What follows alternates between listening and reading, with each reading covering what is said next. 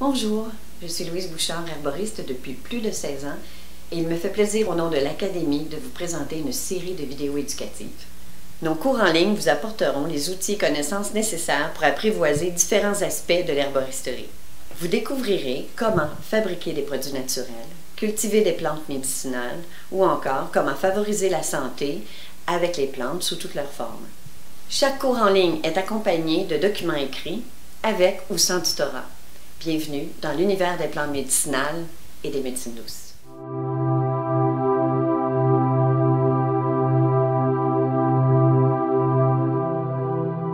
Fabrication d'un onguent. Qu'est-ce qu'un onguent? Un onguent est un produit à base de corps gras et de principes actifs qu'on applique sur la peau par voie cutanée pour obtenir des effets thérapeutiques. Il peut servir à traiter différents troubles. Son objectif est de cicatriser, de calmer les inflammations, de décongestionner. Il peut servir aussi comme antiseptique, donc d'aseptiser les plaies. Alors, c'est un produit à plusieurs usages, très utile pour traiter différents troubles et utile dans la pharmacie familiale. Les corps gras contenus dans la fabrication d'un onguent peuvent être des huiles végétales dans lesquelles on aurait préalablement laissé macérer quelques plantes médicinales pour obtenir leur effet thérapeutique, leur principe actif. Il pourrait aussi y avoir du beurre de karité, du beurre de coco, du beurre de cacao. Alors, tous ces corps gras peuvent être intégrés dans un onguent. Il suffit simplement de connaître l'objectif recherché, car chacun de ces ingrédients possède des principes actifs spécifiques qu'on doit évaluer afin de traiter le trouble pour lequel on voudrait l'utiliser. Pour élaborer votre onguent, vous aurez besoin d'un matériel spécifique. D'abord une plaque chauffante ou une cuisinière à la maison. Vous aurez aussi besoin d'une casserole en fonte émaillée, de béchères ou de tasses à mesurer avec les graduations. Vous allez avoir besoin aussi d'une balance et de pots en verre ambré de différentes grandeurs. En verre ambré, tout simplement parce que le fait que le pot est foncé, il empêche la lumière d'altérer les principes actifs contenus dans le produit que vous allez fabriquer. Alors, le verre, lui, n'entre pas en réaction aussi avec les huiles essentielles, alors que les plastiques pourraient provoquer une réaction chimique et altérer le produit. Pour terminer, un bâton afin de brasser les éléments et qui n'entrent pas non plus en réaction avec les principes actifs tels que l'aluminium, par exemple, ou le bois. Alors, voilà pour les produits ou les outils nécessaires à l'élaboration de votre onguent. Avant tout, il faut déterminer quel sera l'objectif recherché. Est-ce que nous souhaitons avoir un effet cicatrisant, antiseptique, anti-inflammatoire ou décongestionnant? Alors, du moment où nous avons déterminé quel sera l'objectif, nous allons rassembler tous les ingrédients utiles qui contiennent les principes actifs recherchés. Nous allons donc élaborer un produit antiseptique et cicatrisant. Alors pour ce, j'ai choisi des plantes qui ont des propriétés qui répondent à mes besoins. Dans un premier temps, j'ai choisi une huile végétale d'olive dans laquelle aura préalablement macéré de la fleur de calendule 4 semaines. Les 4 semaines sont très importantes pour extraire aisément tous les principes actifs contenus dans la plante. Alors, ce produit, la calendule, est principalement très cicatrisante et c'est une plante utile pour traiter différents troubles cutanés.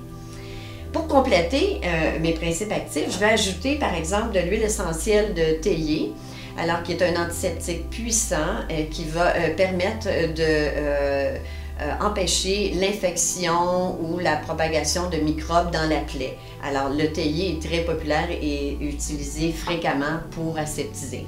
Pour compléter et afin de donner un parfum agréable, j'ajoute de l'huile essentielle de lavande qui est reconnue comme une antiseptique, une anti-inflammatoire et une très belle cicatrisante qui complète finalement les propriétés de la calendule.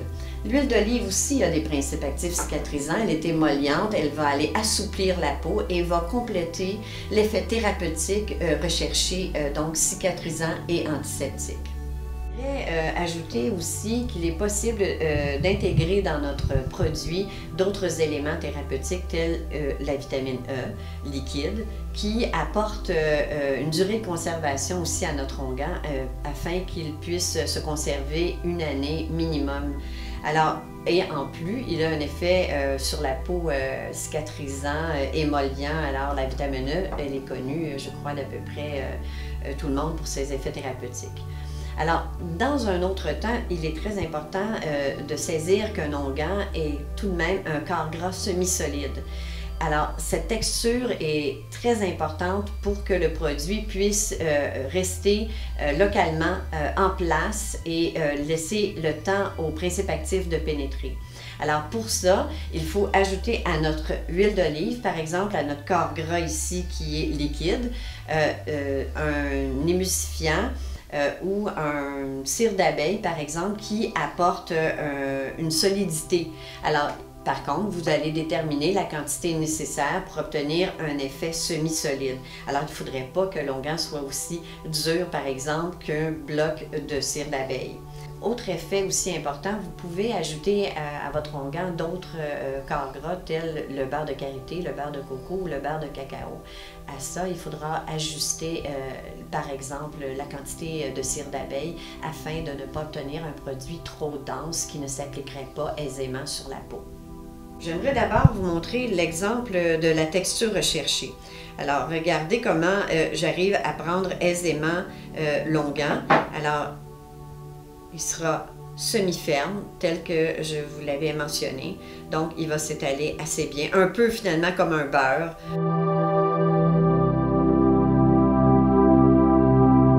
Alors, passons à l'étape de fabrication de notre onguent.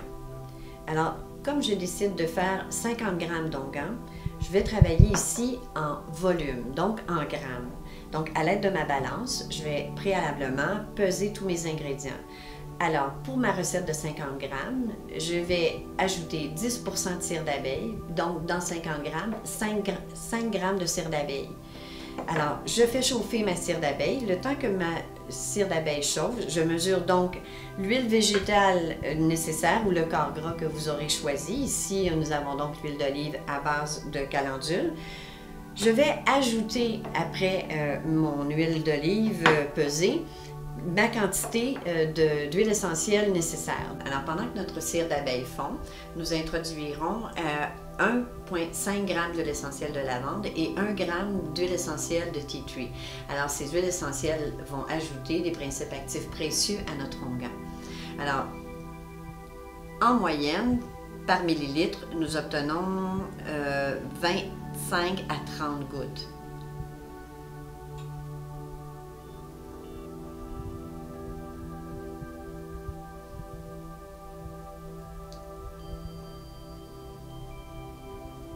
Et voilà pour notre huile essentielle de lavande.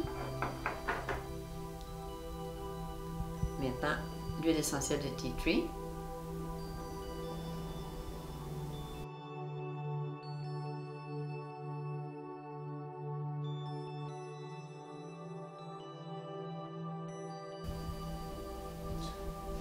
Voilà.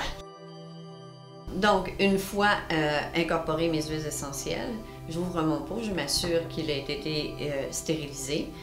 Je prends mon huile végétale, mes huiles essentielles et à la toute dernière minute, du moment où ma cire d'abeille est complètement fondue, alors je vais ajouter mon huile végétale. Là, j'ai observé qu'il y a une toute petite réaction, donc que l'huile, la cire d'abeille fige avec mon huile végétale qui est froide. Alors, on le remet un peu à chauffer légèrement et on attend que le tout soit homogène et ensuite, on va le transvider dans notre pot ambré. Alors, c'est déjà presque complété. Voilà, c'est déjà prêt. On ne fait que transvider le produit dans notre pot ambré. Et voilà. Et c'est complet. Alors, en peu de temps, au frais, il va figer et prendre la texture recherchée. Pour compléter la fabrication de notre onguent, il faut ajouter l'étiquette, donc qui permet d'identifier clairement le produit. Vous ajoutez les noms latins des ingrédients utilisés. Ajoutez aussi la date d'expiration. Un onguent a une durée de vie d'en moyenne 1 an à 1 an et demi. Parfois, elle peut aller jusqu'à 2 ans. Alors, dépendamment de ce qui est utilisé pour son élaboration. Alors, vous devez indiquer aussi, si c'est nécessaire, de faire un test de sensibilité, car il y a des gens qui pourraient être réactifs à certains produits inclus dans votre onguent. Alors, j'espère que vous avez apprécié cette petite expérience, en espérant que ça vous sera utile. Plusieurs formations sont données pour élaborer différents produits à l'Académie Herboliste. Alors, on vous invite à prendre connaissance de tous nos programmes. Au plaisir, à bientôt!